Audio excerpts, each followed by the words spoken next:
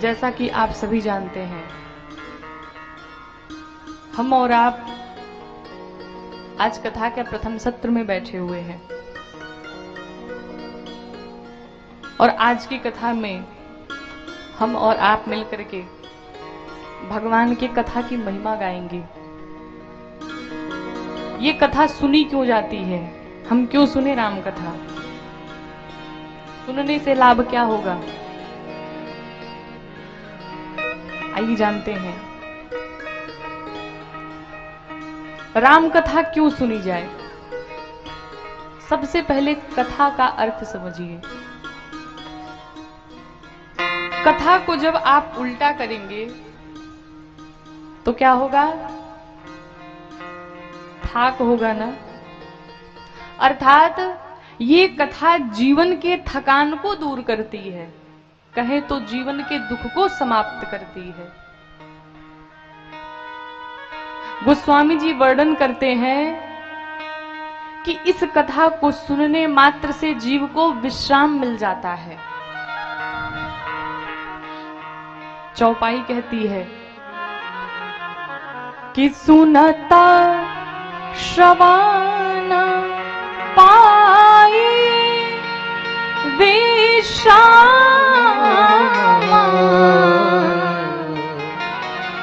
सुनने मात्र से जीव को विश्राम मिल जाता है। जैसे मान लीजिए कोई बहुत बड़ा जंगल हो, बहुत भयानक जंगल हो, और उस जंगल में जब आग लग जाती है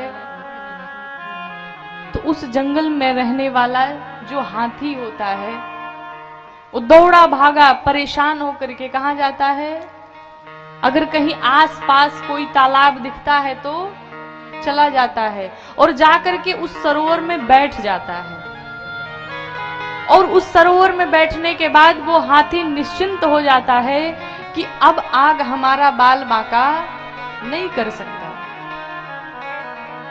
अब मैं निश्चिंत हूं। उसी प्रकार से ये जो मन रूपी हाथी है, ये विषय रूपी अग्नि में दिन रात जल रहा है। विषय किसे कहे,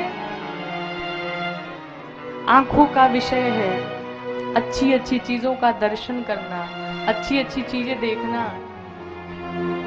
जिह्वा का विषय है अच्छे अच्छे भोग पाना।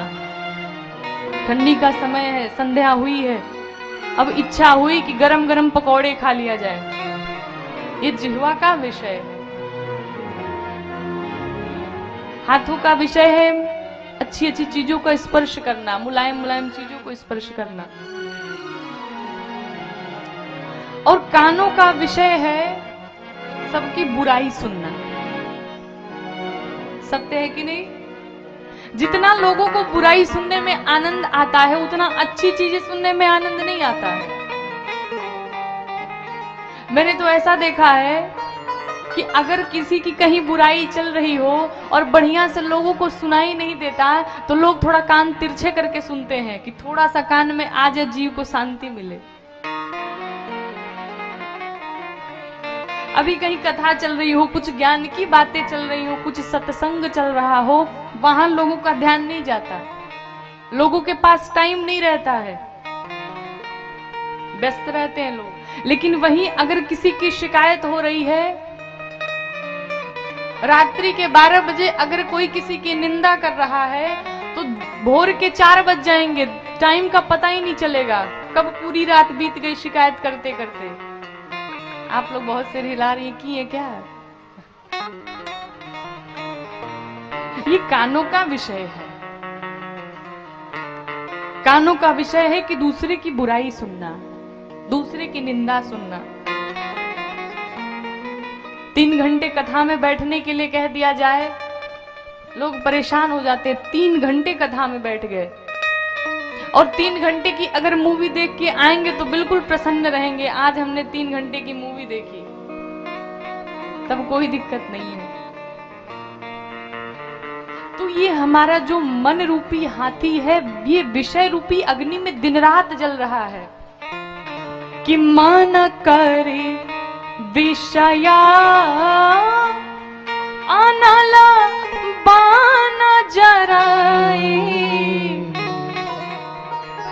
सुखी कहां होगा? होई सुखी जो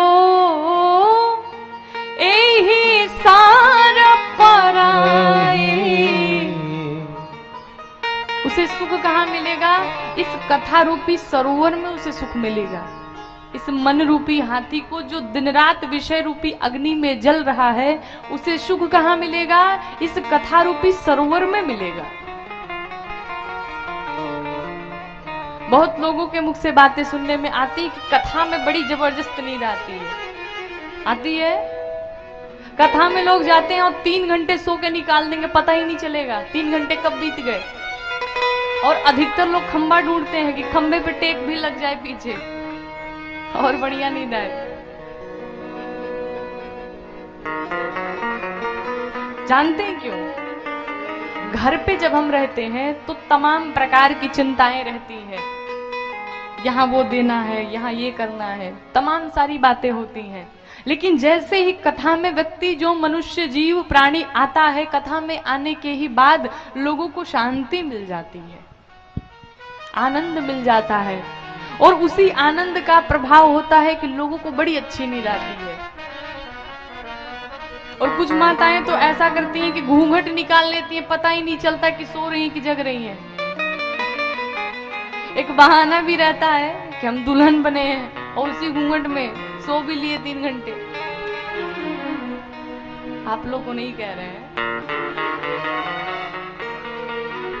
तो ये कथा की महिमा है। भगवान की ये कथा जीवन के सारे थकान को दूर कर देती है।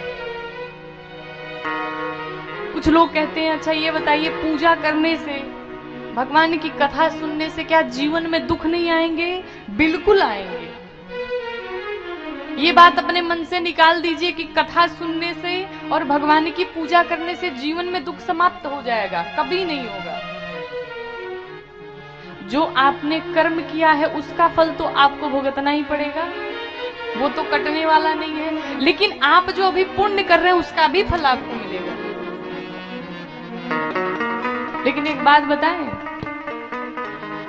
जिस प्रकार से शरीर पे थोड़ा सा कहीं कट जाता है तो दर्द होता है ना, थोड़ा सा भी कट गया तो दर्द होता है। लेकिन जैसे ही हम हॉस्पिटल में जाते हैं, कोई बड़ा वाला ऑपरेशन होने वाला रहता है, तो डॉक्टर यहां से और यहां तक चीरा लगा देता है। ऑपरेशन होते समय क्या किसी को दर्द होता है? किसी को दर्द होता है? नहीं होता है। लेश मात्र दर्द नहीं होता है। हमें पता तक नहीं चलता कि हमारे शरीर में इतना बड़ा ऑपरेशन हो चुका है। आराम से हम लोग सोए रहते हैं। क्यों? क्योंकि डॉक्टर साहब एक इंजेक्शन लगा देते हैं और वो इंजेक्शन लगाने के बाद से हमारे मन को हमारे धड़ से अलग कर देते हैं। जितना भी हम अनुभव करते हैं, हमें दुख हो रहा है, हमें सुख हो रहा है, हमें दर्द हो रहा है, हम प्रसन्न हैं, जितनी सारी बातें हैं सब मन से होती हैं। अगर ये सोचने समझने की क्षमता समाप्त हो जाए तो पता नहीं चलेगा कि हमें दर्द हो रहा है कि हमें क्या हो रहा है। उसी प्रकार से भगवान की पूजा करने से, भगवान की कथा सुनने से दुख तो समाप्त नहीं होंगे। जो आपके दुख लिखे होंगे वो तो मिलना ही मिलना है। लेकिन जिस प्रकार से थोड़ा सा कटा, थोड़ा दर्द हुआ, और जब बड़ा ऑपरेशन हुआ तो बिल्कुल दर्द नहीं हुआ, उसी प्रकार से जीवन में बड़े से बड़े दुख आएंगे, बड़े से बड़े कष्ट आएंगे। लेकिन जो व्यक्ति, जो प्राणी, जो जीव भगवान के शरण में रहेगा, भगवान के चरणों को पकड़ा रहेगा, उसके जीवन में बड़े से बड़ा कष्ट आएगा, बड़े से बड़ा दुख आएगा, लेकिन वो दुख समझ में नहीं आएगा। कब आया कब चला गया पता भी नहीं चलेगा। ये महिमा है। दुख आया भी और दुख चला भी गया। कुछ लोग कहते हैं कि हम जितना पूजा करते हैं उतना ही भगवान हमें दुख देते हैं, और नहीं पूजा करने वाला जो नास्तिक है वो सुखी है। अधिकतर लोगों का ये प्रश्न होता है कि हम पूजा तो बहुत करते हैं फिर भी भगवान हमें न जाने क्यों इतना दुख देते हैं। समझिएगा, जिस प्रकार से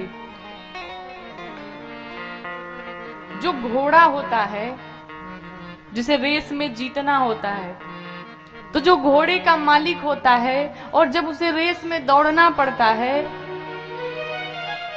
तो घोड़े का मालिक घोड़े को इतना पीटता है और जितना पीटता है उतना वो आगे भागता है, क्योंकि मालिक समझता है कि जितना इसे कष्ट देंगे, जितना इसे मारेंगे, उतना ही ये आगे जाएगा। और एक समय ऐसा आता है कि घोड़ा जीत जाता है। उसी प्रकार से भगवान भी हमें खूब कष्ट देते हैं ताकि हमारा धैर्य बना रहे, हमारी क्षमता बनी रहे, हमारी सहनशीलता बनी रहे और एक दिन हम भगवान के परीक्षा में पास हो जाते हैं। इसलिए ये बात बिल्कुल मन में ना लाए, भगवान के शरण में रहिए। देखिए, एक मछली थी, तो जो मछुआरा था, तो मछुआरा जब जाल फेंकता है तो अपने से दूर फेंकता है। तो जो एक मछली जो थी वो मछुआरे के पांव के बगल में ही घूमती रहती थी और वो मछली कभी पकड़ी ही नहीं जाती थी। क्यों? क्योंकि भगवान के मछुआरे के आसपास उसके पैरों के अगल बगल घूमती रहती थी। जब भी मछुआरा जाल डालेगा तो अपने से दूर फेंकेगा, अपने पैरों में नहीं फेंकेगा। उसी प्रकार से अगर हम भगवान के चरणों के इर्द गिर्द पड़े रहे तो फिर कोई संकट, कोई दुख नहीं आने वाला है। आया भी चला भी जाएगा, पता नहीं चलेगा। इसलिए भगवान से नजदीकी बना करके रहिए, भगवान के इर्द गिर्द रहिए, फिर किसी कष्ट में, किसी माया मोह में नहीं उलझेंगे। और भगवान से दूरी हुई, जैसे ही दूरी हुई, भगवान ने जाल फेंका मोह का और उसी जाल में फंस गए और फिर जिंदगी ऐसे ही बीत जाएगी। भगवान के समीप रहा जाए। कथा की महिमा क्या है? अभी हमने बताया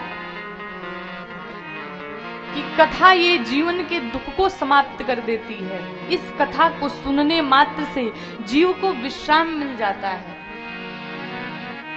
गोस्वामी जी ने लिखा क्या?